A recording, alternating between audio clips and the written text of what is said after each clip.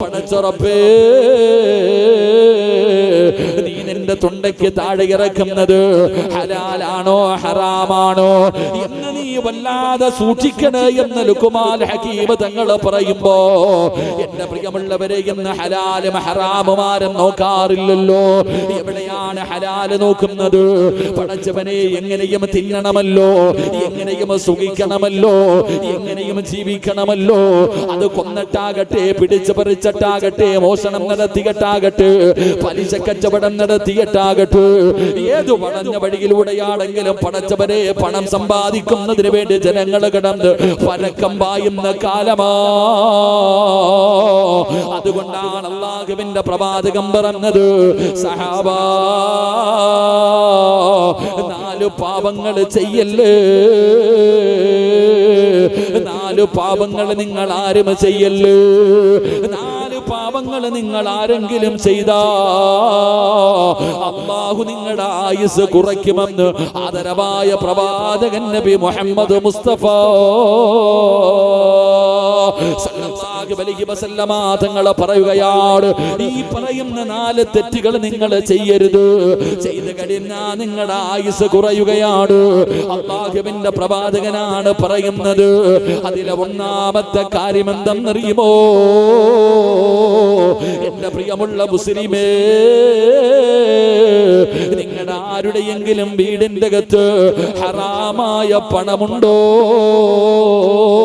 ഹറാമായ സമ്പത്തുണ്ടോ, അല്ലാഹു നിങ്ങളുടെ ആയുസ് വെട്ടിക്കുറയ്ക്കുമെന്ന് ആദരവായ പ്രവാചകൻ നബി മുഹമ്മദ് മുസ്തഫ സല്ലല്ലാഹു അലൈഹി വസല്ലം. 4 തെറ്റുകൾ. അതിലെ 1ാമത്തെ തെറ്റ്, എന്റെ പ്രിയമുള്ള സഹോദരങ്ങളെ, ഹറാമായ പണം ആരുടെ വീടിന്റെ അകത്ത് സൂക്ഷിക്കുന്നുണ്ടോ അല്ലാഹു അവന്റെ ആയുസ് വെട്ടിക്കുറയ്ക്കും. അല്ലാഹു നമ്മളെ കാത്തിരക്ഷിക്കുമാറാകട്ടെ. അല്ലാഹു നമ്മളെ കാത്തിരക്ഷിക്കുമാറാകട്ടെ. ആമീൻ പറയാൻ ഒരു മടി. അല്ലാഹു കാത്തിരക്ഷിക്കുമാറാകട്ടെ. ലോൺ എടുത്തതില്ലേ, പലിശയ്ക്ക് എടുത്തതില്ലേ, പടച്ചവനെ പണയം വെച്ചതില്ലേ, എന്തൊക്കെയായില്ലേ. പെട്ടെന്ന് പണക്കാരനാകാൻ ഇപ്പൊ എന്തോ ഒരു പുതിയ ഒരു കച്ചവടം ഉണ്ട്. പൈസ കൊണ്ടുപോയി കുറെ ഇട്ട് കഴിഞ്ഞാൽ കൂടുതൽ കിട്ടും. അങ്ങനെ എന്തോ ഒരു കച്ചവടം ഉണ്ടല്ലോ, അറിയോ ഉസ്താദ്? അറിയോ? എന്താ അതിനൊരു പേര് പറയാം? എന്താ സുലൈമാക്കാൻ ഒരു പേര് പറയാം? എന്തോ കുറച്ച് പൈസ ഇട്ട് കഴിഞ്ഞാല് എന്താ റഹീമേ, അങ്ങനെ എന്തൊരു പരിപാടി ഇല്ലേ മക്കളെ? ഓൻ പോയില്ലേ കൊണ്ടല്ല. ആലോചിക്ക ചങ്ങായിമാരെ, എന്റെ അടുത്ത് ഈ അടുത്തൊരു ഒരാളൊരു മസല ചോദിച്ചു. ഞാൻ ഇങ്ങനെ അതിനെ കുറിച്ച്, ഇപ്പൊ പുതിയൊരു സ്വർണ്ണക്കടയിൽ കുറച്ച് പൈസ കൊണ്ടിട്ടാ മതി. ഒരു 10 ലക്ഷം രൂപ സ്വർണ്ണക്കടയിൽ കൊണ്ടു കൊടുത്തു കഴിഞ്ഞാൽ മാസാമാസം 10,000 രൂപ. മാസാമാസം 10,000 രൂപ. ഹലാലാണോ ഹറാമാണോ അതിനെക്കുറിച്ച് പഠിച്ചുകൊണ്ടിരിക്കുക. അല്ലാഹു ഈമാൻ തരുമാറാകട്ടെ. അവസാനം സ്വർണ്ണക്കടയും പൂട്ടിയിട്ട് ഓനങ്ങ് പോകും. അപ്പോഴാ എന്റെ പ്രിയമുള്ളവരെ, പിന്നെന്തോ ഇങ്ങനെ എന്തോ ഒരു ചെയിന്റെ കഥ പറയുന്നൊക്കെ, ഇങ്ങനെ ചെയ്യും പോലെ പോവാ. ഒരാളെ ചേർത്ത് കൊടുക്കുന്നു, മറ്റൊരാളെ ചേർത്ത് കൊടുക്കുന്നു, ചേർത്ത് അവസാനം നരകത്തിൽ പോകുന്ന അവസ്ഥ. അല്ലാഹു കാത്തിരക്ഷിക്കുമാറാകട്ടെ. അങ്ങനെ ചിലത് പണം ഉണ്ടാക്കാൻ എളുപ്പ വഴികൾ. എന്ത് പണം ഉണ്ടാക്കാനുള്ള വഴിയാ നോക്കണേ.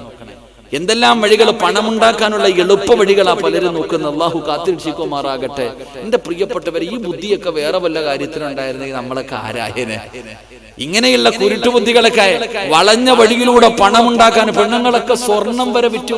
കെട്ടിയവൻ ചോദിക്കുന്നു, ആമിന എന്റെ പെങ്ങളെ കെട്ടി. ഓ, എന്റെ അടുത്ത് ഒന്നുമില്ല. എന്നിട്ടുണ്ടായിരുന്നത് മുഴുവനും വിറ്റിട്ട് കൊണ്ടായിട്ടത് മൊത്തവും പോയി. പണക്കാരാർത്തി, പണത്തിനോടുള്ള ആർത്തി. എന്റെ പ്രിയപ്പെട്ട സഹോദരിമാരെ, നിങ്ങൾക്ക് ചില പെണ്ണുങ്ങൾക്ക് എത്ര കിട്ടിയാലും തികയാത്തവരുണ്ട്. ആർത്തി എന്ന് പറഞ്ഞാൽ എന്തൊരാർത്തി എന്നറിയും? സമ്പത്തിനോടുള്ള വല്ലാത്ത ആർത്തി. എന്റെ പ്രിയപ്പെട്ട പെണ്ണെ, സമ്പത്തിനോട് ആർത്തി വെച്ച അല്ലാഹു നിനക്ക് നല്ല മരണം തരൂല. അല്ലാഹു കാത്തിരക്ഷിക്കുമാറാകട്ടെ. എത്ര ചരിത്രങ്ങളുണ്ട്. ഒരാൾക്ക് സമ്പത്തിനോടുള്ള ആർത്തി വന്നു കഴിഞ്ഞാൽ നശിച്ചു, ഒരു കാലത്തും നേരെയാകില്ല. സമ്പത്തിനോടുള്ള ആർത്തി വന്നു കഴിഞ്ഞാൽ മോശമായ മരണമേ നിനക്ക് കിട്ടൂ. എത്രയോ ചരിത്രം മഹാനായ നബി മുഹമ്മദ് മുസ്തഫ സല്ലല്ലാഹു അലൈഹി വസല്ലമ തങ്ങൾ നോക്കുമ്പോ, സുബഹി നിസ്കാരം കഴിഞ്ഞിട്ട് ഒരു സഹാബി ഇറങ്ങി ഓടുക. റസൂലുള്ളാഹി സല്ലല്ലാഹു അലൈഹി വസല്ലമ തങ്ങൾ ചോദിച്ചു, നീ എന്തിനാ ഓടുന്നത് നബിയെ? ഈ ഇട്ടിരിക്കണ വസ്ത്രമേ എനിക്കുള്ളൂ, ഇത് കൊണ്ടുപോയി കൊടുത്തിട്ട് വേണം എന്റെ ഭാര്യക്ക് നിസ്കരിക്കാൻ. ആ സഹാബി അള്ളാന്റെ റസൂൽ സല്ലല്ലാഹു അലൈഹി വസല്ലം തങ്ങളോട് പറഞ്ഞത്, നബിയെ, ഞാൻ ഇട്ടിരിക്കണ ഈ വസ്ത്രം കൊണ്ടുപോയി എന്റെ വീട്ടിൽ കൊടുത്തിട്ട് വേണം എന്റെ ഭാര്യക്ക് അത് ധരിച്ച് നിസ്കരിക്കാൻ. കാരണം ഞങ്ങൾക്ക് രണ്ടുപേർക്കും നിസ്കരിക്കുമ്പോ ധരിക്കാൻ ഒറ്റ വസ്ത്രമേ ഉള്ളൂ. എനിക്കും എന്റെ ഭാര്യക്കും നമസ്കരിക്കുന്ന സമയത്ത് ധരിക്കാൻ ഒരൊറ്റ ജോഡി വസ്ത്രമേ ഉള്ളൂ. അതുകൊണ്ടാണ് ഞാൻ ഓടണേ. ഈ സഹാബിയാണ് നബി സല്ലല്ലാഹു അലൈഹി വസല്ലമ തങ്ങളുടെ കയ്യെ പിടിച്ചിട്ട് ചോദിച്ചു, നബിയെ, സമ്പത്ത് ഉണ്ടാകാൻ വേണ്ടി ഒന്ന് ദുആ ചെയ്യൂ. റസൂലുള്ളാഹി സല്ലല്ലാഹു അലൈഹി വസല്ലമ തങ്ങൾ പറഞ്ഞു, വേണ്ട, സമ്പത്ത് വേണ്ട. ഇല്ല നബിയെ, എനിക്ക് വേണ്ടി ദുആ ചെയ്. നബി പറഞ്ഞു, വേണ്ട. എന്തേ നബിയെ? സമ്പത്ത് കിട്ടിയാ നീ അല്ലാഹനെ മറക്കും. മഹാനായ പ്രവാചകൻ സല്ലല്ലാഹു അലൈഹി വസല്ലമ തങ്ങള് തനിക്കും തന്റെ ഭാര്യയ്ക്കും രണ്ട് ജോഡി വസ്ത്രമില്ല, ഒരു ജോഡി വസ്ത്രം. ആ ഒരു ജോഡി വസ്ത്രമുള്ള സഹാബിയോടാ പറഞ്ഞത്, പണം കിട്ടിയാ നീ അല്ലാഹനെ മറക്കും. അപ്പൊ ഈ സഹാബി ചോദിച്ചു, അത്ര ഞാനോ? സുബ്ഹാനല്ലാഹ്, നബിയെ, ഞാൻ അങ്ങയുടെ കൈ പിടിച്ചിട്ടാ മുസ്ലിമായത്. അങ്ങയുടെ പുറകിൽ നിന്ന് നിസ്കരിക്കുന്ന സഹാബിയെ ഞാൻ മറക്കോ നബിയെ? സല്ലല്ലാഹു അലൈഹി വസല്ലം തങ്ങൾ അപ്പോഴും പറഞ്ഞു വേണ്ടാന്ന്. പക്ഷെ ഈ സഹാബി നിർബന്ധിച്ചപ്പോ റസൂലുള്ളാഹി തങ്ങൾ ദുആ ചെയ്തു, സമ്പത്തുണ്ടായി. 5 നേരം പള്ളി വന്ന സഹാബിയെ പിന്നെ 3 നേരമേ പള്ളി കാണുന്നുള്ളൂ, കാണാനില്ല. 5 നേരം പള്ളി നിസ്കരിക്കാൻ വന്നിരുന്ന സഹാബി പിന്നെ 3 വഖത്തായി പള്ളിയിലേക്ക്. അവസാനം പിന്നെ 3-ഇല്ല. ഒരു ദിവസം പള്ളി തന്നെ വരാത്ത അവസ്ഥ. അവസാനം പിന്നെ വെള്ളിയാഴ്ച മാത്രമായി. പള്ളി വരുന്നത് വെള്ളിയാഴ്ച മാത്രം. നിങ്ങൾ ചരിത്രം എടുത്തു നോക്ക്.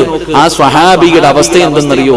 അവസാനം കാഫിറായി ചത്തുപോയെന്ന് അല്ലാഹുവിന്റെ ഖുർആൻ പറയുന്നുണ്ട്. അല്ലാഹു ഈമാൻ നൽകുമാറാകട്ടെ. ഏത് സഹാബി? ഈ സഹാബിയെ അല്ലാഹുവിന്റെ റസൂലിന്റെ സഹാബത്ത് വിളിച്ചിരുന്നത് പള്ളിയുടെ മാടപ്രാവെന്നാ വിളിച്ചിരുന്നേ. കാരണം ബാങ്ക് വിളിക്കുമ്പോ പള്ളിക്കകത്തുണ്ടായിരുന്നു.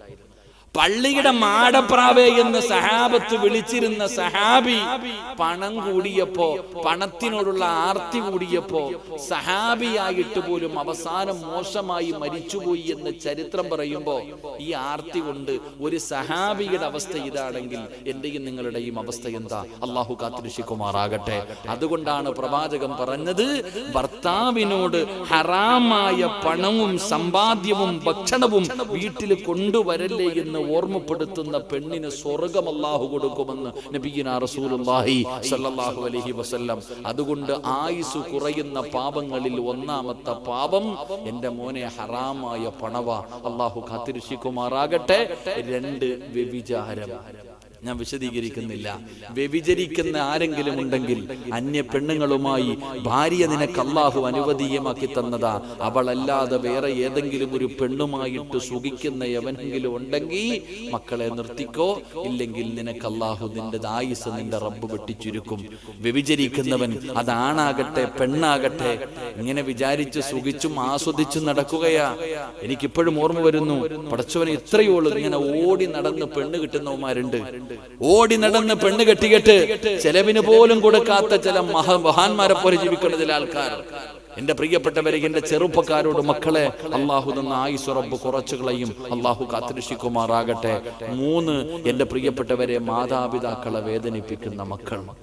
മാതാപിതാക്കളെ വേദനിപ്പിക്കുന്ന മക്കൾ, അവരുടെ ആയുസ് അല്ലാഹു വെട്ടിച്ചുരുക്കുമെന്ന് മഹാനായ നബിയുനാ റസൂലുള്ളാഹി സ്വല്ലല്ലാഹു അലൈഹി വസല്ലമ തങ്ങൾ അവിടെന്ന് പറയുമ്പോൾ എന്റെ പ്രിയപ്പെട്ടവരെ, ഞാൻ പറഞ്ഞു വന്നത് എന്തെന്നറിയുമോ?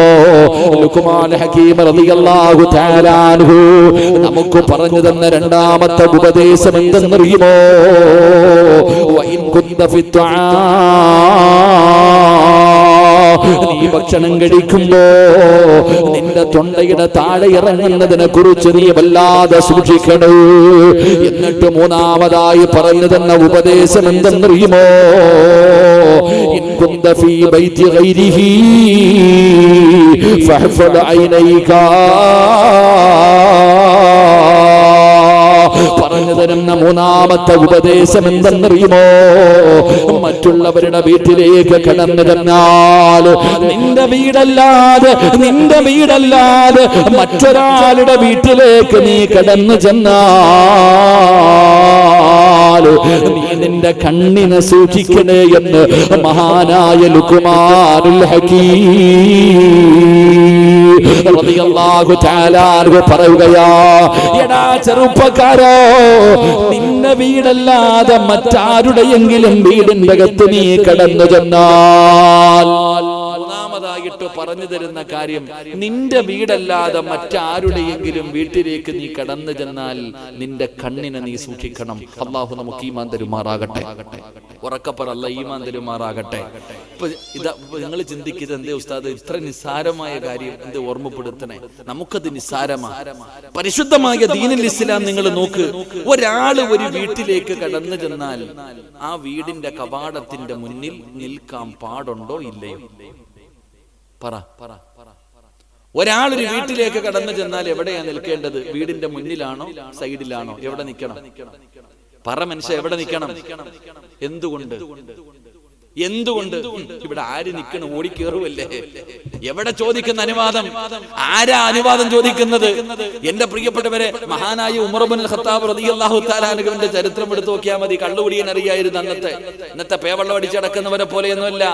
ഇസ്ലാമിന്റെ രണ്ടാമത്തെ ഖലീഫയായ ഉമർ ഇബ്നുൽ ഖത്താബ് റളിയല്ലാഹു തആല അൻഹു രാത്രിയായാൽ ഇങ്ങനെ അന്വേഷിച്ച് നടക്കും. ഭരണാധികാരികളൊക്കെ അങ്ങനെ, ഉമർ ഇബ്നുൽ ഖത്താബ് തങ്ങളൊക്കെ രാത്രിയായി കഴിഞ്ഞാൽ തന്റെ അനുയായികളുടെ കാര്യങ്ങൾ അന്വേഷിച്ച് നടക്കും എന്ന് ചരിത്രം പഠിപ്പിക്കുന്നു. അല്ലാഹു ഈമാൻ തരുമാറാകട്ടെ. ഉമർ ഇബ്നുൽ ഖത്താബ് റളിയല്ലാഹു തആല അൻഹു രാത്രിയാകുമ്പോ തന്റെ അനുയായികളെ തെരഞ്ഞിട്ട് നടക്കും.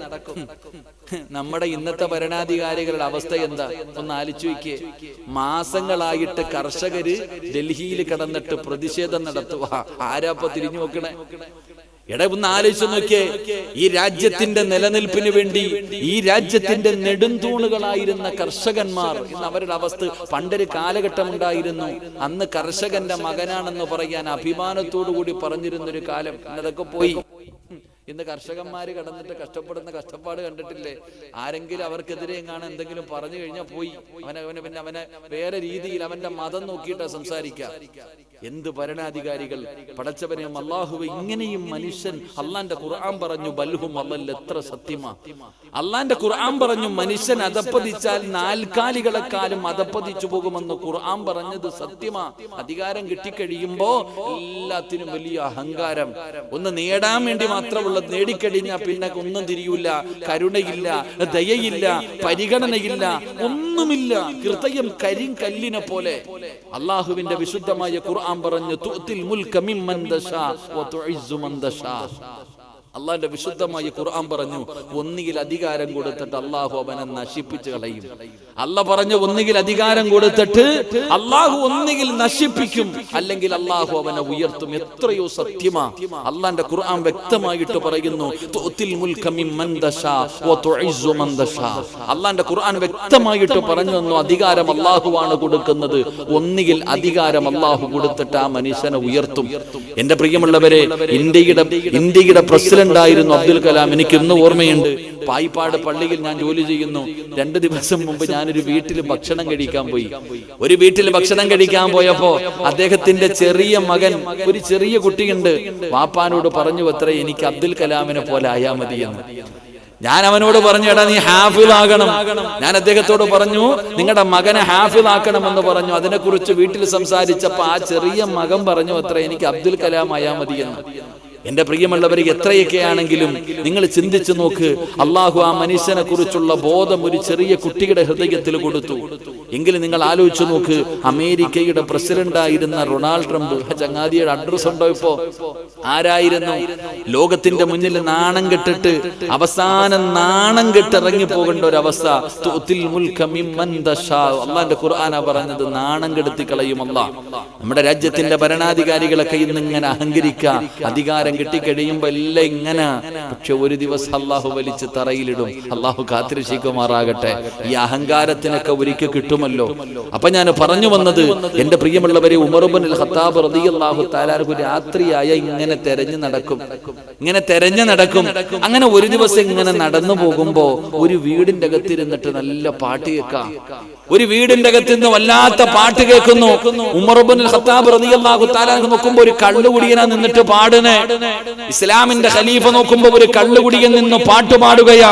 ഉമർ തങ്ങൾ പിന്നെ ഒന്നും നോക്കിയില്ല, ചാടി വീടിന്റെ അകത്ത് മതിൽ ചാടി അകത്ത് കയറി. നോക്കുമ്പോ പടച്ചോൻ ഇങ്ങനെ നാരാപ്പ പാടുന്നത് നോക്കുമ്പോ കള്ളു കുടിച്ചിട്ട് ഒരുത്തൻ നിന്ന് പാടുക. കതക് ചവിട്ടി പൊളിച്ച് അകത്തേക്ക് കയറി നോക്കുമ്പോ കള്ളുകുടിയൻ ഇങ്ങനെ കണ്ണും തള്ളി നിൽക്കുക.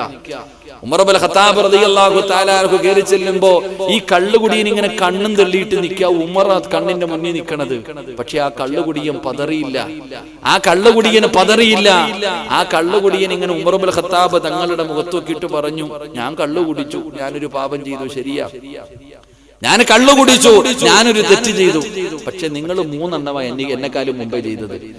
ഞാൻ ഒരു പാപമേ ചെയ്തുള്ളൂ, നിങ്ങൾ 3 തെറ്റ് ചെയ്തു. ഉമർ ഇബ്നുൽ ഖത്താബ് റളിയല്ലാഹു തആല ചോദിച്ചു, ഞാൻ 3 എണ്ണം ചെയ്തോ? എന്തേ എന്റെ 3 തെറ്റ്? 1, എന്റെ വീടിന്റെ മതില് ചാടി. ഒന്നാമത്തെ തെറ്റ് വീടിന്റെ മതില് ചാടി. 2, ഒളിഞ്ഞു നോക്കി.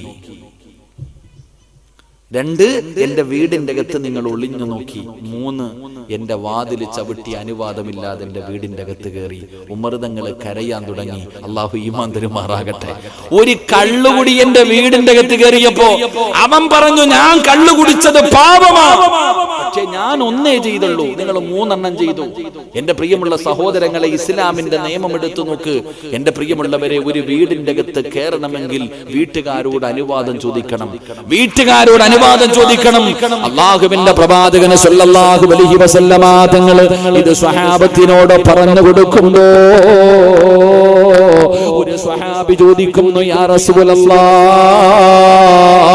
അല്ലാഹുവിന്റെ നബിയേ, ഞാൻ എന്റെ ഉമ്മാനെ കാണാൻ പോകുമ്പോ, ഞാൻ എന്റെ വീട്ടിലേക്ക് പോകുമ്പോ, എന്റെ ഉമ്മ താമസിക്കുന്ന വീട്ടിലേക്ക് പോകുമ്പോ ഞാൻ അനുവാദം ചോദിക്കണോ നബിയേ? അല്ലാഹുവിന്റെ പ്രവാചകൻ പറഞ്ഞു, നിങ്ങൾ അനുവാദം ചോദിക്കണം. ആ സ്വഹാബി പറഞ്ഞു, യാ റസൂലല്ലാഹ്, അവിടെ എന്റെ ഉമ്മയല്ലാതെ ആരുമില്ല. എന്റെ ഉമ്മയെ നോക്കുന്നത് ഞാനാണ്. എന്റെ ഉമ്മയ്ക്ക് ഭക്ഷണം കൊടുക്കുന്നത് ഞാനാണ്. എന്റെ ഉമ്മയുടെ വസ്ത്രം കഴുകി കൊടുക്കുന്നത് ഞാനാണ്. എന്റെ ഉമ്മയ്ക്ക് ഖിദ്മത്ത് ചെയ്യുന്നത് ഞാനാണ്. ഞാൻ അനുവാദം ചോദിക്കണോ നബിയേ? അല്ലാഹുവിന്റെ പ്രവാചകൻ അവിടെ നിന്ന് പറഞ്ഞു കൊടുത്ത മറുപടി എന്തെന്നറിയുമോ? നീ നിന്റെ ഉമ്മയുടെ വീട്ടിലേക്കാണ് പോകുന്നതെങ്കിലും നീ അനുവാദം ചോദിക്കണമെന്ന് നബി മുഹമ്മദ് മുസ്തഫ സല്ലല്ലാഹു അലൈഹി വസല്ലമ തങ്ങൾ അവിടെ നിന്ന് പറയുമ്പോ, എന്റെ പ്രിയമുള്ളവരെ, അതുകൊണ്ടാണ് പ്രവാചകൻ പറഞ്ഞത്, നിങ്ങളൊരു വീടിന്റെ മുന്നിൽ ചെന്നാൽ നിങ്ങൾ അനുവാദം ചോദിക്കണോ? നിങ്ങൾ അനുവാദം ചോദിക്കണോ? നിങ്ങളുടെ വീടിന്റെ മുന്നിൽ ചെന്ന് സലാം പറയണോ? സലാം പറഞ്ഞിട്ട് നിങ്ങളുടെ വീടിന്റെ മുന്നിൽ നിൽക്കല്ലോ, വാതിലിന്റെ നേരെ നിൽക്കല്ലോ, നിങ്ങൾ മാറി നിൽക്കണേ എന്ന് നബി മുഹമ്മദ് മുസ്തഫ സല്ലല്ലാഹു അലൈഹി വസല്ലമ തങ്ങൾ പറഞ്ഞു തരുമ്പോ അതിന്റെ കാരണമെന്താ? അതിന്റെ കാരണമെന്താ? പടച്ചവനെ, ഇന്നത്തെ പെണ്ണുങ്ങളുടെ സ്വഭാവം അല്ലാഹുവിന്റെ റസൂലിന് അറിയാമായിരുന്നു. പറഞ്ഞു, ഒരു വീടിന്റെ മുന്നിൽ ചെന്ന് ബെല്ലടിച്ചിട്ട് വീടിന്റെ വാതിലിന്റെ മുന്നിൽ നിൽക്കരുത്, മാറി നിൽക്കണമെന്ന് നബി മുഹമ്മദ് മുസ്തഫ. ഉറക്കെ പറ, നബി മുഹമ്മദ് മുസ്തഫ. എന്തേ കാരണം? എന്തേ കാരണം? നമ്മുടെ പെണ്ണുപിള്ളമാരുടെ സ്വഭാവം നബിക്ക് അറിയാം. അതുകൊണ്ട് നമ്മുടെ ഇന്നത്തെ പെണ്ണുങ്ങളുടെ സ്വഭാവം അറിയുന്നത് കൊണ്ടാ പറഞ്ഞത്, വീടിന്റെ വാതിലിന്റെ മുന്നിൽ നിൽക്കരുത്, മാറി നിൽക്കണം. കാരണം ബെല്ലടിച്ചു കഴിഞ്ഞാൽ നിന്റെ പെണ്ണുപിള്ള വന്ന് വാതിൽ തുറക്കുമ്പോ ഓക്കെ എവിടെ തുണി ഉണ്ടാവും അവക്ക് തന്നെ അറിയത്തില്ല. അള്ളാഹു കാത്തിരക്ഷിക്കുമാറാകട്ടെ. അതുകൊണ്ട് തന്നെ ഒരു പെണ്ണ് ഓടി വന്ന് ബെല്ലടിച്ചു കഴിഞ്ഞാൽ ആരാ എന്ന് നോക്കാറില്ല. അടുക്കളയിൽ നിൽക്കണ കോലത്തിൽ ഒരൊറ്റ വരക്ക സൂപ്പർ ഫാസ്റ്റ് വരുന്ന പോലെ വന്നൊറ്റ തുറപ്പ. അള്ളാഹുവെ, ഉസ്താദാണോ നാട്ടുകാരാണോ ആരാണോ എവിടെ തുണിയുണ്ട് പിന്നെ ഓടുന്നേ, അത് നമുക്കറിയാം. അതുകൊണ്ടാണ് പറഞ്ഞത്, വീടിന്റെ വാതിലിന്റെ മുന്നിൽ നിൽക്കരുത്, മാറി നിൽക്കണം. കാരണം ആ പെണ്ണ് ചിലപ്പം അന്യ പെണ്ണായിരിക്കാം, അന്യ പുരുഷനായിരിക്കാം. അതുകൊണ്ട് ചിലപ്പോൾ അവള് ഔറത്ത് ചിലപ്പം മറഞ്ഞിട്ടുണ്ടാകണമെന്നില്ല. അതുകൊണ്ട് മാറി നിൽക്കണം, അനുവാദം ചോദിക്കണം. അനുവാദം കിട്ടിയാലേ വീടിന്റെ അകത്ത് കയറാവൂ, ഇല്ലെങ്കിൽ നീ തിരിച്ചു പോകണമെന്ന് നബി മുഹമ്മദ് മുസ്തഫ സല്ലല്ലാഹു അലൈഹി വസല്ലം. ഈ ലുഖ്മാനുൽ ഹകീം റളിയല്ലാഹു തആല അൻഹു പറഞ്ഞു, ഒരു വീടിന്റെ അകത്ത് കയറി, നിന്റെ വീടല്ലാതെ വേറെ ആരുടെയെങ്കിലും വീടിന്റെ അകത്ത് കയറി കഴിഞ്ഞാൽ നീ നിന്റെ കണ്ണിനെ സൂക്ഷിക്കണം. നീ നിന്റെ കണ്ണിനെ സൂക്ഷിക്കണം. അതിങ്ങനെ നോക്കാൻ പാടില്ല, അവിടെയും ഇവിടെയും നോക്കാൻ പാടില്ല. നിനക്ക് കാണാൻ പാടില്ലാത്തത് നീ കാണാൻ പാടില്ല. മഹാനായ ലുഖ്മാനുൽ ഹകീം റളിയല്ലാഹു തആല അൻഹു പറഞ്ഞു തരുമ്പോ ഇതൊക്കെ പറയുമ്പോ എന്റെ പെങ്ങള് ചോദിക്കും, ഉസ്താദ് ഇതൊക്കെ എന്തിനാ ഇങ്ങനെ പറയുന്നത്? ഇതൊക്കെ നിസാര കാരണമല്ലേ? ഈ പറയുന്നതൊക്കെ നിസാരമായ തെറ്റുകളല്ലേ? ഇതെന്തിനാ പറയുന്നത്? ഇതൊക്കെയാണോ വഅദ് പറയേണ്ടത്? ഇത് പറഞ്ഞിട്ട് എന്ത് കിട്ടാനോ? ഇതൊക്കെ ഒരു പാപമാണെന്ന് കരുതുന്നില്ലല്ലോ. എങ്കിൽ എന്റെ പ്രിയമുള്ളവരെ, പാപമല്ലെന്ന് ആരാ നിനക്ക് പറഞ്ഞു തന്നത്? ഇതൊക്കെ എനിക്കും നിനക്കുമാണ് നിസാരം. അല്ലാഹുവിന്റെ മുന്നിൽ ഇത് നിസാരമല്ലല്ലോ.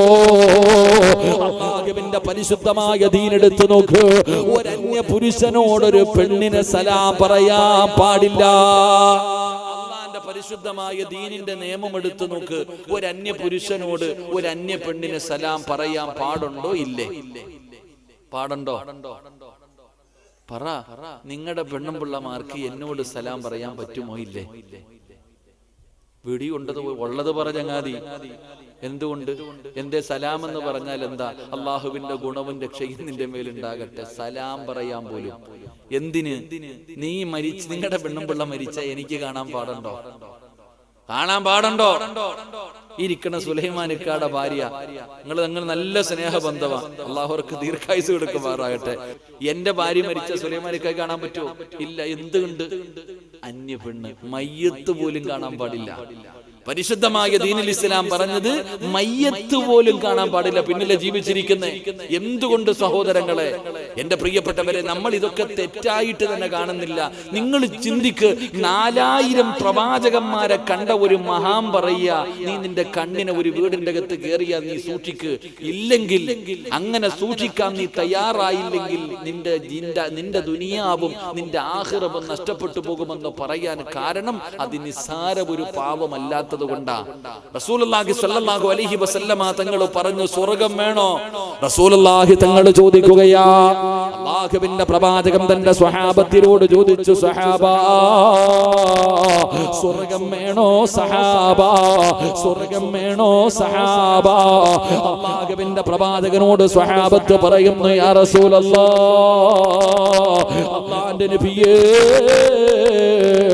സ്വർഗ്ഗം വേണം നബിയേ. അല്ലാഹുവിന്റെ പ്രവാചകൻ അവിടെ നിന്ന് ഒന്നാമതായി പറഞ്ഞു കൊടുത്തു, നീ നിന്റെ കണ്ണിനെ സൂക്ഷിക്ക്. ഹറാം കാണുന്നതിനെ തൊട്ട് നിന്റെ കണ്ണിനെ സൂക്ഷിച്ചാ അല്ലാഹു നിനക്ക് സ്വർഗ്ഗം തരുമെന്ന് നബി മുഹമ്മദ് മുസ്തഫ സല്ലല്ലാഹു അലൈഹി വസല്ലമ തങ്ങൾ പറയുമ്പോ, എന്റെ പ്രിയമുള്ളവരെ, അതൊരു ചെറിയ പാപമാണെന്ന് നിങ്ങൾ കരുതരുത്. അതൊരു ചെറിയ തെറ്റാണെന്ന് നിങ്ങൾ കരുതരുത്. അതിലൂടെ നിനക്കുണ്ടാകുന്ന നഷ്ടം എത്രയോ വലുതാ. വെറുതെ പറഞ്ഞതല്ല, ഒറ്റ ചരിത്രം പറഞ്ഞു തരാ. അതിന്റെ ഗൗരവം മനസ്സിലാക്കാറ്. പടച്ചവനെ ഔറത്ത് വെളിവാക്കിയിട്ട് അന്യ പുരുഷന്റെ മുന്നിലേക്ക് പോകുന്ന പെങ്ങള്, അന്യ പുരുഷന്റെ ഔറത്ത് കാണുന്ന പെങ്ങള്, നിനക്ക് ഞാനതിന്റെ ഗൗരവം പറഞ്ഞു തരാ. അല്ലാഹുവിന്റെ പരിശുദ്ധമായ കഅബാലയമുണ്ടല്ലോ, അല്ലാഹുവിന്റെ പരിശുദ്ധമായ കഅബാലയത്തിന്റെ മതാഫിലൂടെ അല്ലാഹുവേ ഒരു പണ്ഡിതൻ ഇങ്ങനെ തവാഫ് ചെയ്യുകയാ, ഒരു മഹാൻ ഇങ്ങനെ തവാഫ് ചെയ്യുകയാ. കഅബാലയത്തിന്റെ മതാഫിലൂടെ തവാഫ് ചെയ്തുകൊണ്ടിരിക്കുമ്പോ ഒരു ചെറുപ്പക്കാരൻ കഅബാലയത്തിന്റെ കില്ല പിടിച്ചിട്ട് അല്ലാഹുവിനോട് ദുആ ചെയ്യുകയാണ്. അല്ലാഹുവിനോട് ദുആ ചെയ്യുകയാണ്. അല്ലാഹുവേ, എന്റെ ജ്യേഷ്ഠന്മാരുടെ അവസ്ഥ എനിക്ക് വരുത്തല്ലേ അല്ലാ. എന്റെ സഹോദരങ്ങളുടെ ഗതി എനിക്ക് വരുത്തല്ലേ അല്ലാ. എനിക്ക് ഈമാനുള്ള ഒരു മരണം തരണേ അല്ലാ. കഅബാലയത്തിന്റെ കില്ല പിടിച്ചുകൊണ്ട് പടച്ചവരോട് ദുആ ചെയ്യുകയാ. ഇതല്ലാതെ ഒന്നും പറയുന്നില്ല. സ്വർഗം ചോദിക്കുന്നില്ല, നരകമോചനം ചോദിക്കുന്നില്ല, പാപം പൊറുക്കണേ എന്ന് പറയുന്നില്ല. അല്ലാഹുവിനോട് കഅബാലയത്തിന്റെ കില്ല പിടിച്ചിട്ട് അവിടുന്ന് ദുആ ചെയ്യുന്നു. റബ്ബേ അല്ലാ, എന്റെ സഹോദരങ്ങളുടെ ഗതി എനിക്ക് വരുത്തല്ലേ അല്ലാ. എനിക്ക് ഈമാനുള്ള ഒരു മരണം തരണേ അല്ലാ. അവിടുന്ന് ദുആ ചെയ്യുകയാ. ഈ മഹാനാ ചെറുപ്പക്കാരന്റെ കയ്യിൽ പിടിക്കുകയാണ്. ആ ചെറുപ്പക്കാരന്റെ കയ്യിൽ പിടിക്കുകയാ. മാറ്റി നിർത്തിയിട്ട് ചോദിക്കുന്നു, മോനെ നീ ഇങ്ങനെ ദുആ ചെയ്യുന്നല്ലോ, നിന്റെ സഹോദരങ്ങളുടെ ഗതി വരുത്തല്ലേ എന്ന് ദുആ ചെയ്യുന്നല്ലോ, എന്താണ് നിന്റെ സഹോദരങ്ങൾക്ക് സംഭവിച്ചത്? അവിടെന്ന് ചോദിക്കുമ്പോ അവിടെന്ന് പറയുന്നു, തങ്ങള് എനിക്ക് 2 സഹോദരങ്ങൾ ഉണ്ടായിരുന്നു. എന്റെ ഒന്നാമത്തെ ജ്യേഷ്ഠനുണ്ടല്ലോ, അല്ലാഹുവിന്റെ പള്ളിയിലെ ബാങ്ക് വിളിച്ചിരുന്ന മുഅദ്ദിനാ. 40ഓളം വർഷം എന്റെ പ്രിയമുള്ളവരെ അല്ലാഹുവിന്റെ പള്ളിയിലെ ബാങ്ക് വിളിച്ച മനുഷ്യരാ. ബാങ്ക് വിളിക്കുന്ന മനുഷ്യന് കിട്ടുന്ന പ്രതിഫലം പറയേണ്ടതില്ലല്ലോ. അല്ലാഹുവേ, വല്ലാത്ത പ്രതിഫലമാണല്ലോ. ഒരു നാട്ടിൽ ഏറ്റവും കൂടുതൽ പ്രതിഫലം കിട്ടുന്ന മനുഷ്യനെ ബാങ്ക് വിളിക്കുന്ന മനുഷ്യരാ. ഏകദേശം 40 വർഷക്കാലം ബാങ്ക് വിളിച്ച എന്റെ സഹോദരനുണ്ടല്ലോ, അവിടുന്ന് സക്കറാത്തിന്റെ അവസ്ഥയിൽ കിടക്കുമ്പോ, മരണത്തോട് മല്ലടിക്കുമ്പോ, ഏറ്റവും ഇളയ അനുജനായ എന്നോട് പറഞ്ഞു ഖുർആൻ എടുത്തുകൊണ്ടുവരാറ്. അല്ലാഹുവേ, ഞാൻ അവിടുന്ന് ഖുർആൻ എടുത്തുകൊണ്ട് പോവുകയാണ്. എന്റെ സഹോദരന്റെ കയ്യിലേക്ക് ഖുർആൻ എടുത്തുകൊണ്ട് കൊടുക്കുമ്പോ വിശ്വാസമില്ലെന്ന് പറഞ്ഞ് വലിച്ചെറിയുകയാ. അല്ലാഹുവിന്റെ ഖുർആൻ എടുത്ത് വലിച്ചെറിയുകയാണ്. എന്നിട്ട് അവിടുന്ന് ഈമാനില്ലാതെ മരിച്ചുപോയി. ഈമാനില്ലാതെ മരിച്ചുപോയി. എന്റെ ഒന്നാമത്തെ ജ്യേഷ്ഠൻ ഈമാനില്ലാതെയാണ് മരിച്ചുപോയത്. രണ്ടാമത്തെ സഹോദരനുണ്ടല്ലോ, അതേ പള്ളിയിലാണ് ബാങ്ക് വിളിച്ചത്. ഒരുപാട് വർഷക്കാലം ബാങ്ക് വിളിച്ചു. ആ ജ്യേഷ്ഠന്റെയും അവസാനം മോശം മരണമായിരുന്നു, ഈമാനില്ലാത്ത മരണമായിരുന്നു. 2 പേരും ഈമാനില്ലാതെയാണ് മരിച്ചുപോയത്. തങ്ങള് അതേ പള്ളിയിലാണ് ഞാനും ബാങ്ക് വിളിക്കുന്നത്. അതേ പള്ളിയിലാണ് ഞാനും ബാങ്ക് വിളിക്കുന്നത്. അല്ലാ, എന്റെ സഹോദരങ്ങളുടെ ഗതി എനിക്ക് വരുത്തല്ലേ അല്ലാ. എന്റെ മരണം മോശമാക്കല്ലേ അല്ലാ. എന്റെ അവസാനം മോശമാക്കല്ലേ അല്ലാ. ഞാനതുകൊണ്ടാണ് അല്ലാഹുവിനോട് ദുആ ചെയ്യുന്നതെന്ന് പറയുമ്പോ ഈ മഹാൻ ചോദിക്കുകയാണ്, നിങ്ങളുടെ സഹോദരങ്ങളുടെ സ്വഭാവം എങ്ങനെയായിരുന്നു? അവര് കള്ളു കുടിക്കുന്നവരായിരുന്നു, അവര് വ്യഭിചരിക്കുന്നവരായിരുന്നു, അവര് പലിശ തിന്നുന്നവരായിരുന്നു, അവർ അല്ലാഹുവിനെ ധിക്കരിച്ചവരായിരുന്നു. ഈ ചെറുപ്പക്കാരൻ പറയുന്ന, തങ്ങള് 2 പേരും അല്ലാഹുവിനെ നിസ്കരിക്കുന്നവരാ, അവർ അല്ലാഹുവിനെ പേടിയുള്ളവരാ, അവര് ഖുർആൻ ഓതുന്നവരാ, അവര് ദിക്റുകൾ പറയുന്നവരാ, അവര് സദഖകൾ കൊടുക്കുന്നവരാ, അവര് നോമ്പ് പിടിക്കുന്നവരാ, അവര് ജീവിതത്തിൽ ഒരുപാട് സൽക്കർമ്മങ്ങൾ ചെയ്യുന്നവരാ. എന്നിട്ടും അവരുടെ മരണം ഇങ്ങനെയാകാറുള്ള കാരണം എന്താ? മഹാനവറുകൾ ചോദിക്കുകയാണ്, അവരെന്തെങ്കിലും ഒരു പാപം ചെയ്യുമായിരുന്നോ?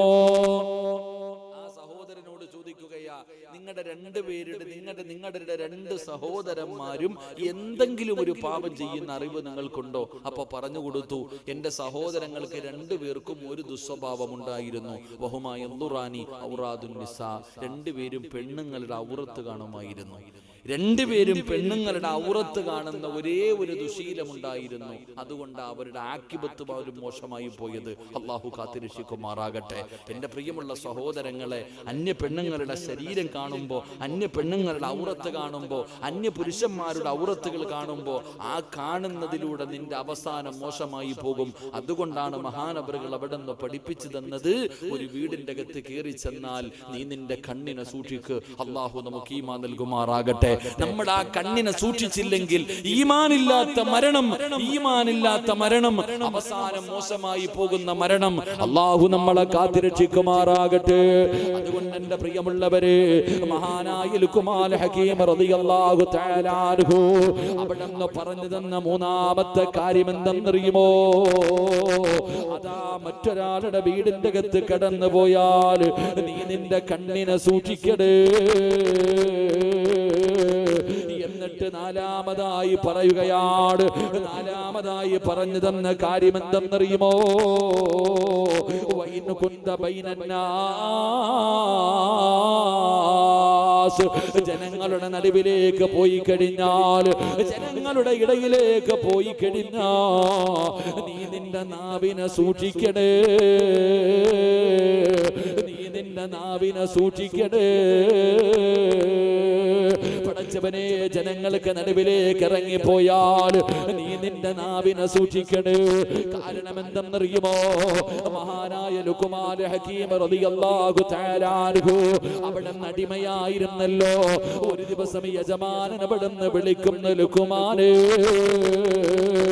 ഒരാടിനെ കൊടുത്തിട്ട് പറഞ്ഞു, ഈ ആടിനെ അറുത്തിട്ട് ഈ ആടിന്റെ ശരീരത്തിലെ ഏറ്റവും നല്ലതെടുത്തു കൊണ്ടുവരാൻ. ോട് യജമാനൻ ഒരു ആടിനെ കൊടുത്തിട്ട് പറഞ്ഞ്, ഇതിനെ കൊണ്ടുപോയി അറുത്തിട്ട് ഇതിന്റെ ശരീരത്തിലെ ഏറ്റവും നല്ലത് എടുത്തു കൊണ്ടുവരാൻ. മഹാനവറുകൾ കരളും എടുത്തുകൊണ്ടുവന്നു, നാക്കും എടുത്തുകൊണ്ടുവന്ന് മുന്നിൽ വെച്ചു കൊടുത്തു. തന്റെ യജമാനന്റെ മുന്നിൽ കരളും നാവും കൊണ്ടുവന്ന് വെച്ചു കൊടുത്തു. പിന്നീട് ഒരു അവസരത്തിൽ ഒരു ആടിനെ കൊടുത്തിട്ട് പറഞ്ഞു, ഇതിനെ കൊണ്ടുപോയി അറുത്തിട്ട് അതിന്റെ ശരീരത്തിലെ ഏറ്റവും വൃത്തികെട്ടത് എടുത്തുകൊണ്ട് വരാൻ. അപ്പോഴും കൊണ്ടുവന്നത് നാക്കും കരളുമാണ്.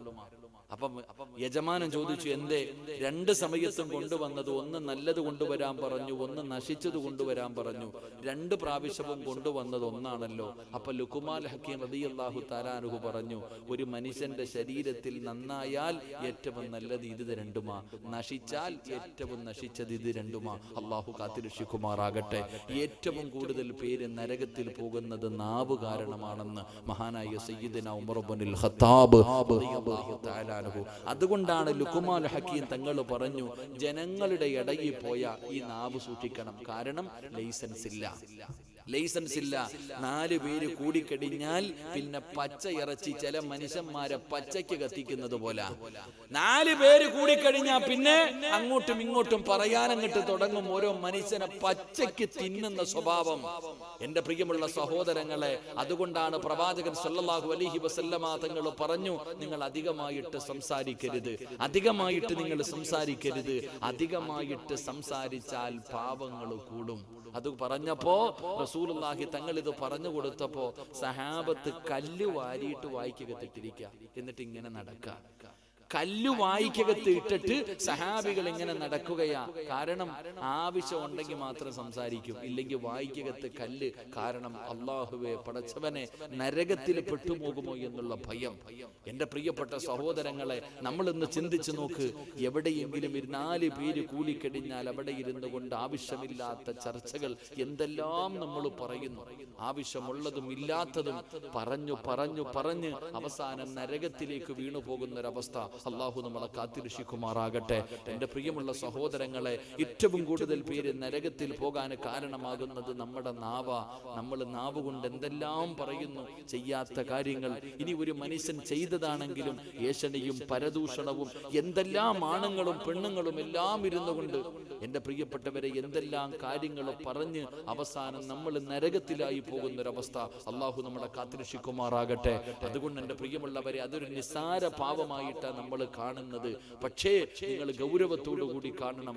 ഞാൻ ഒരാളെ കുറിച്ച് മോശമായിട്ട് എന്തെങ്കിലും പറഞ്ഞിട്ടുണ്ടെങ്കിൽ ഞാൻ അള്ളാഹുവിനോട് തൗബ ചെയ്തിട്ട് കാര്യമില്ല. ഞാൻ നിങ്ങളെക്കുറിച്ച് ആരെയെങ്കിലും, എൻ്റെ പ്രിയപ്പെട്ടവരെ, ഇതിന്റെ സംഘാടകരിൽപ്പെട്ട ഏതെങ്കിലും അല്ലെങ്കിൽ എനിക്ക് പരിചയമുള്ള നിങ്ങൾ ആരെയെങ്കിലും ഈ വെങ്ങാടുള്ള ഏതെങ്കിലും ഒരു മനുഷ്യനെ കുറിച്ച് അവൻ കള്ളനാവും, പെണ്ണുപിടിയനാവും, പലിശ തിന്നുന്നവനാവും, വൃത്തികെട്ടവനാ എന്ന് ഞാൻ പറഞ്ഞിട്ട് അള്ളാഹുടെ മുന്നിൽ ദുആ ചെയ്തിട്ട് എനിക്ക് കാര്യമുണ്ടോ? ഒരു കാര്യവുമില്ല. കാരണം ഞാനും അള്ളാഹുവും തമ്മിൽ ബന്ധപ്പെട്ട കാര്യമല്ല അത്. ഞാൻ ആരെക്കുറിച്ച് പറഞ്ഞോ അവന്റെ കാല് പിടിച്ച് പൊരുത്തം ചോദിച്ചാലേ എനിക്ക് സ്വർഗം കിട്ടൂ. അള്ളാഹു നമ്മളെ കാത്തിരക്ഷിക്കുമാറാകട്ടെ. അതുകൊണ്ട് എൻ്റെ പ്രിയമുള്ളവരെ, നമ്മുടെ നാവിനെ നമ്മൾ വല്ലാതെ സൂക്ഷിക്കണം.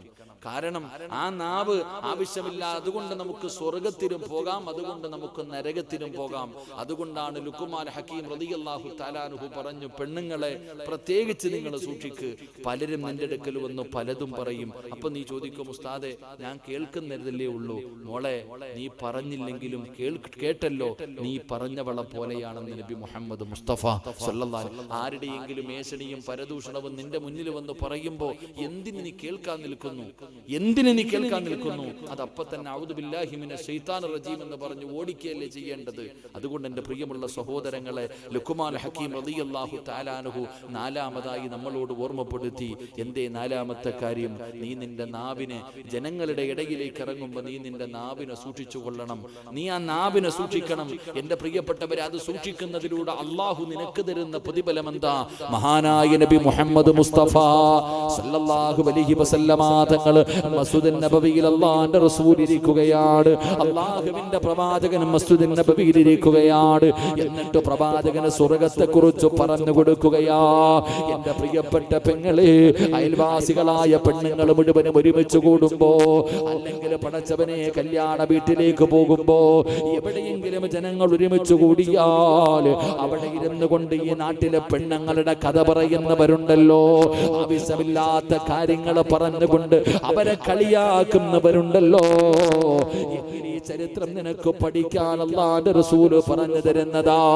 അല്ലാഹുവിന്റെ പ്രവാചകൻ മസ്ജിദുൻ നബവിയിൽ ഇരിക്കുകയാണ്. സ്വർഗ്ഗത്തെ കുറിച്ചാണ് പ്രവാചകന് പറഞ്ഞു കൊടുക്കുന്നത്. അല്ലാഹുവിന്റെ പ്രവാചകൻ ചോദിക്കുന്നു, സ്വഹാബാ, സ്വർഗ്ഗത്തിന്റെ അവകാശിയായ ഒരു മനുഷ്യനെ നിങ്ങൾക്ക് കാണണോ സഹാബാ? അല്ലാഹുവിന്റെ പ്രവാചകനാണ് ചോദിക്കുന്നത്, സ്വർഗ്ഗത്തിന്റെ അവകാശിയായ ഒരു മനുഷ്യനെ നിങ്ങൾക്ക് കാണണോ? അല്ലാഹുവിന്റെ പ്രവാചകൻ അത് ചോദിക്കുമ്പോ അല്ലാഹുവിന്റെ റസൂലിന്റെ മുന്നിലിരിക്കുന്ന സ്വഹാബികൾ അത്ഭുതപ്പെടുകയാണ്. അത് ഞാനായിരിക്കും, അത് ഞാനായിരിക്കും. അല്ലാഹുവിന്റെ റസൂൽ ആരെയായിരിക്കും കാണിക്കുന്നത്? എല്ലാവരും ആകാംക്ഷയോടുകൂടി അല്ലാഹുവിന്റെ റസൂലിന്റെ മുഖത്തേക്ക് നോക്കുമ്പോ പ്രവാചകൻ പറയുന്നു, സ്വഹാബാ, ഇനി ഈ പള്ളിയിൽ ആദ്യമായിട്ട് കടന്നു വരുന്ന മനുഷ്യനെ നോക്കിക്കോ. ഇനി ഈ പള്ളിയുടെ കവാടത്തിലൂടെ ആദ്യമായിട്ട് കടന്നു വരുന്ന മനുഷ്യനുണ്ടല്ലോ, ആ മനുഷ്യന് സ്വർഗ്ഗത്തിന്റെ അവകാശിയാണ് സഹാബാ. അല്ലാഹുവിന്റെ പ്രവാചകൻ അവിടെ നിന്ന് പറയുമ്പോ എല്ലാവരും പള്ളിയുടെ കവാടത്തിൽ നോക്കിയിരിക്കുകയാണ്. ആരാണ് പടച്ചവര്? ആദ്യമായിട്ട് ഈ പള്ളിയിലേക്ക് കയറി വരുന്ന ഭാഗ്യവാനാരാ? ആ മനുഷ്യന് സ്വർഗമുണ്ടെന്ന് മുത്തുനബി പറഞ്ഞിരിക്കുകയാ. എല്ലാവരും പള്ളിയുടെ കവാടത്തിൽ നോക്കുമ്പോ ആരാ കടന്നു വരുന്നതെന്നറിയുമോ? ഒരു പ്രായം ചെന്ന സ്വഹാബിയാ, ഒരു പ്രായം ചെന്ന സ്വഹാബിയാ. പടച്ചവനെ കേറി വരുന്ന രംഗം എങ്ങനെയെന്നറിയുമോ? ഒരു കയ്യിൽ ഇങ്ങനെ ചെരുപ്പ് വിളിച്ചിട്ടുണ്ട്, ഒതുവെടുത്തിട്ട് ഇങ്ങനെ കേറി വരികയാണ്. പടച്ചവനെ സ്വഹാബികൾ അവിടെ അത്ഭുതത്തോടു കൂടി നോക്കുകയാ.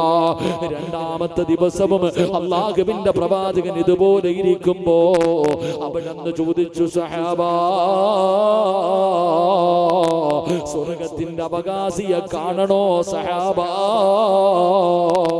ഈ പള്ളിയുടെ കവാടത്തിൽ ആദ്യം വരുന്ന മനുഷ്യനാണ് സഹാബാ. എല്ലാവരും പള്ളിയുടെ കവാടത്തിൽ നോക്കിയിരിക്കുമ്പോ ഇന്നലെ വന്ന അതേ മനുഷ്യനാ കയ്യിൽ ചെരുപ്പ് പിടിച്ചുകൊണ്ട് കടന്നു വരുന്നത്. എല്ലാവരും അവിടെ നിന്ന് കാണുകയാണ്.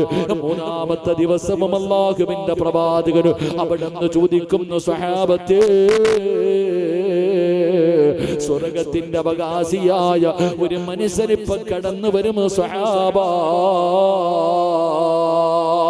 അല്ലാഹുവിന്റെ പ്രവാചകൻ അവിടെന്ന് പറയുമ്പോ ഇങ്ങനെ പള്ളിയുടെ വാതിലിൽ നോക്കിയിരിക്കുകയാണ്, പള്ളിയുടെ വാതിലിലേക്ക് നോക്കിയിരിക്കുകയാണ്. പടച്ചവനെ, മൂന്നാമത്തെ ദിവസം കടന്നു വന്നത് ആരെന്നറിയുമോ? ആ പ്രായം ചെന്ന മനുഷ്യനാ. സ്വഹാബികൾക്ക് അവിടുന്ന് വല്ലാത്ത അത്ഭുതമായി. എത്ര വലിയ ഭാഗ്യവാനാണ്, എത്ര വലിയ ഭാഗ്യവാനാണ് ഈ മനുഷ്യൻ! എന്ത് നന്മയാണ് ചെയ്യുന്നത്! അവസാനം അവിടുന്ന് പള്ളിയിൽ നിന്ന് പിരിഞ്ഞു പോകുമ്പോ സ്വഹാബികൾ ഓടുകയാ. സ്വഹാബി അവിടുന്ന് കൂടെ പോവുകയാണ്. എന്നിട്ട് അവിടുന്ന് ചോദിച്ചു, നിങ്ങളുടെ സ്വർഗത്തിന്റെ അവകാശിയാണെന്ന് അല്ലാഹുവിന്റെ റസൂൽ പറഞ്ഞിരിക്കുകയാ. നിങ്ങൾ എന്ത് നന്മയാണ് ചെയ്യുന്നത്? പ്രത്യേകമായിട്ട് വല്ല ദിക്റുകളും പറയാറുണ്ടോ? പ്രത്യേകമായിട്ട് വല്ലതും നിസ്കരിക്കാറുണ്ടോ? പ്രത്യേകമായിട്ട് വല്ലതും നിങ്ങൾ ഓതാറുണ്ടോ? നിങ്ങൾ പ്രത്യേകമായിട്ട് എന്തെങ്കിലും സദഖ കൊടുക്കാറുണ്ടോ? നിങ്ങൾക്ക് സ്വർഗം കിട്ടാനുള്ള കാരണം എന്താ? ആ സമയത്ത് ആ മനുഷ്യൻ പറയുന്നു, ഞാൻ ഒരുപാട് സമ്പത്ത് കൊടുക്കാൻ എന്റെ കയ്യിൽ പണമില്ല, ഞാനൊരു പാവപ്പെട്ടവരാണ്, എന്റെ കയ്യിൽ അമലുകൾ കുറവാണ്. പക്ഷേ എനിക്ക് അല്ലാഹു സ്വർഗം തന്നിട്ടുണ്ടെങ്കിൽ, പ്രവാചകൻ ഞാൻ സ്വർഗത്തിന്റെ അവകാശിയാണെന്ന് പറഞ്ഞിട്ടുണ്ടെങ്കിൽ, ആ സ്വർഗം കിട്ടാൻ എന്റെ ജീവിതത്തിൽ ഞാൻ ചെയ്യുന്ന ഒരേ ഒരു സൽക്കർമ്മം എന്തെന്നറിയുമോ? ഈ ദുനിയാവിൽ എനിക്കൊരാളോടും വെറുപ്പുള്ള, ഈ ദുനിയാവിൽ ഒരാളോടും എനിക്ക് ദേഷ്യമില്ല, ഒരാളോടും എനിക്ക് വൈരാഗ്യമില്ല, ഒരാളും നശിക്കണമെന്ന് ഞാൻ ആഗ്രഹിക്കാറില്ല. എല്ലാവരും നന്നാകണമെന്ന് ഞാൻ ആഗ്രഹിക്കുന്നു. ഒരാളോടും എനിക്ക് വൈരാഗ്യമില്ല. അതുകൊണ്ടായിരിക്കും എനിക്ക് അല്ലാഹു ഈ പ്രതിഫലം തന്നതെന്ന് ആ മനുഷ്യരവിടെന്ന് പറഞ്ഞു എന്ന് ചരിത്രം പറയുമ്പോ, എന്റെ പ്രിയപ്പെട്ട പെങ്ങള്, അങ്ങനെ ഒരു മനസ്സാണ് നിനക്ക് വേണ്ടത്. ഒരാളോടും നീ അസൂയ വെക്കരുത്, ഒരാളോടും നിനക്ക് കുശുമ്പ് തോന്നരുത്, ഒരാളെയും നീ നാണം കെടുത്തരുത്, ഒരാളെയും നീ പരിഹസിക്കരുത്, ഒരാളെയും നീ കളിയാക്കരുത്, ഒരാളുടെ കുറ്റവും നീ പറയരുത്, ഒരാളുടെ ജീവിതവും നീ നശിപ്പിക്കരുത്. കാരണം നിനക്കതിനുള്ള അവകാശമില്ല. ഒരാളെ കുറ്റപ്പെടുത്താ, ഒരാളെ നാണം കെടുത്തോ, ഒരാളുടെ പരാതി പറയാ, എടാ ചെറുപ്പക്കാരാ, നിനക്ക് അവകാശമില്ല. കാരണം ഞാൻ ചെയ്താൽ അല്ലാഹു എന്നോടേ ചോദിക്കൂ, ഒരിക്കലും നിന്നോട് അല്ലാഹു ചോദിക്കില്ല. നീ ചെയ്താൽ അല്ലാഹു നിന്നോട് ചോദിക്കൂ, ഒരിക്കലും എന്നോട് അല്ലാഹു ചോദിക്കാറില്ല. അതുകൊണ്ട് എന്റെ പ്രിയമുള്ളവരോട് പറയുകയാണ്, നാവിനെ സൂക്ഷിക്കട്, അപവാദങ്ങളെ സൂക്ഷിക്കട്, പരിഹാസങ്ങളെ സൂക്ഷിക്കട്, കളിയാക്കുന്നതിനെ സൂക്ഷിക്കട്. ഒരു മനുഷ്യന്റെ ഹൃദയത്തെ നീ വേദനിപ്പിക്കല്ലേ. ഒരാളെ നീ വേദനിപ്പിച്ചാ നാളെ പടച്ച റബ്ബിന്റെ പരലോകത്ത് അല്ലാഹു നിന്നെ കൈവിടുകയാ. പിന്നെ നീ നരകത്തിന്റെ അവകാശിയാ. അതുകൊണ്ട് എന്റെ പ്രിയപ്പെട്ടവരോട് ഓർമ്മപ്പെടുത്തുകയാണ്, ജനങ്ങളെ കൂടുന്ന സമയത്ത് പലതും ചർച്ച ചെയ്യാ. നീ നിന്റെ നാവിനെ സൂക്ഷിക്കണേ, ഇല്ലെങ്കിൽ നിന്റെ ദുനിയാവും ആഖിറവും നഷ്ടപ്പെടുമെന്ന് മഹാനായ ലുഖ്മാൻ ഹകീം റളിയല്ലാഹു തആല അൻഹു അവിടെന്ന് പറഞ്ഞു തരുമ്പോ, എന്റെ പ്രിയമുള്ളവരെ, അഞ്ചാമത്തെ കാര്യമെന്താ? എന്റെ പ്രിയമുള്ളവരെ, ഞാൻ നിർത്തുകയാണ്. 11 മണിയാകാ പോകുകയാണ്. മഹാനായ ലുഖ്മാൻ ഹകീം റളിയല്ലാഹു തആല അൻഹു ഈ 4 കാര്യങ്ങൾ പറഞ്ഞു തന്നിട്ട് പിന്നെ പറഞ്ഞ 4 കാര്യങ്ങൾ ഏതെന്നറിയുമോ? എന്റെ പ്രിയപ്പെട്ടവരെ, പ്രസംഗം നിർത്തുകയാ. പിന്നെ പറഞ്ഞത് 4 കാര്യങ്ങളാണ്. അതിലെ 2 കാര്യം ഏതെന്നറിയുമോ?